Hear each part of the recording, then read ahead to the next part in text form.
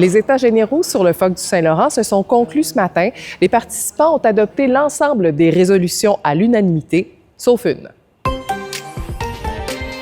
Comme on s'y attendait, la résolution demandant d'explorer des méthodes alternatives pour abattre les blanchons a été rejetée, mais les participants se sont entendus pour demander un ajustement de la réglementation générale entourant la chasse aux phoques dans le but de faciliter le développement de nouveaux produits et de nouveaux marchés. Le potentiel est énorme, ça on le sait, on le voit, mais clairement ça prend du financement, ça prend une structure et ça prend de la recherche et du développement pour les prochaines années. Les États généraux ont rassemblé des chasseurs, mais aussi des représentants de différents paliers de gouvernement, le ministère fédéral Pêche et Océan, le ministère québécois des pêcheries, ainsi que des transformateurs. Le but était de trouver des moyens de redynamiser cette chasse alors que les populations de phoques sont en forte augmentation dans le Saint-Laurent.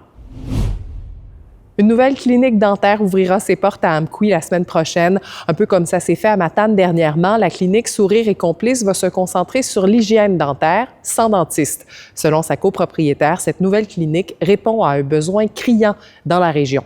Il y a une grosse problématique là, de pénurie, je dirais de Gaspé à Lévis actuellement. Il n'y a plus une clinique dentaire qui accepte des nouveaux patients. 2 chaises de traitement seront disponibles dès l'ouverture. Les propriétaires espèrent être en mesure d'aller chercher un financement supplémentaire auprès de la MRC de la Matapédia afin d'en ouvrir une 3e. L'ancien maire de Matane, Claude Canuel, est mort hier à l'âge de 79 ans. Il a occupé le poste de maire entre 2009 et 2013, mais sa contribution au développement économique de Matane est encore plus large. Après son mandat à la mairie, il a notamment travaillé à la Société d'aide au développement des collectivités de la région de Matane. Parmi ses grandes réalisations, on compte la construction de la résidence des bâtisseurs au centre-ville, la rénovation du Colisée béton provincial, l'agrandissement du parc industriel et la revitalisation du centre-ville. Il se disait également très fier d'avoir doté la ville d'une planification stratégique. Et c'est ce soir que sera lancé l'événement littéraire Carleton-sur-Mer en toutes lettres au foyer du Quai des Arts. La soirée d'ouverture sera consacrée à l'invité d'honneur, l'auteur et documentariste Carl Leblanc.